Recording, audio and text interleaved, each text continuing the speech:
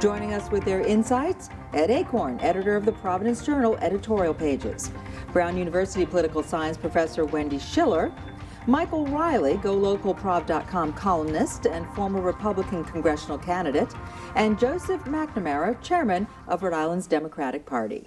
I don't think the state's learned a thing. What have they done, actually, to make sure it never happens again? We had campaign pronouncements by everybody who ran for office, Republican and Democrat, about how they're going to make sure this never happens again. And they all want to move on. We still don't know what happened. We still haven't investigated it thoroughly.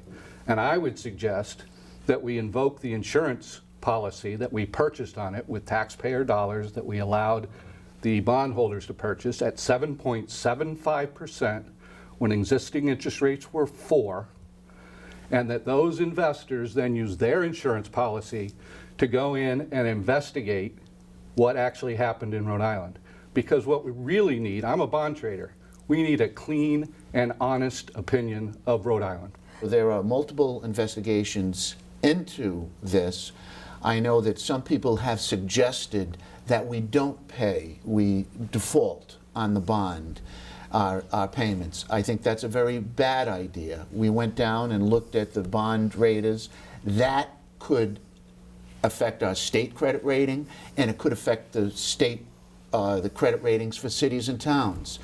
I call that the Humpty Dumpty theory, and they say, well, if it does, then we can go back. No, once you default, you join Arkansas as the only state in the history of the United States that's defaulted on that type of state bond.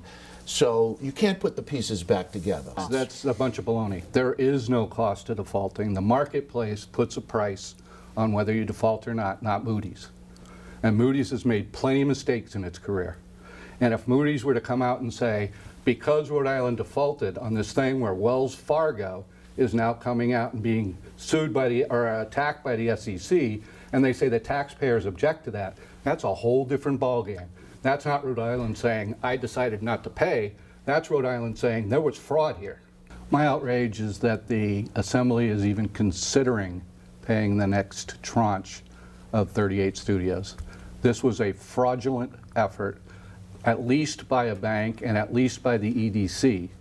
And I think it goes well beyond that. And the reason they aren't paying is because they want to avoid an outside investigation and subpoenas that will probably affect many of the people that are sitting in that body.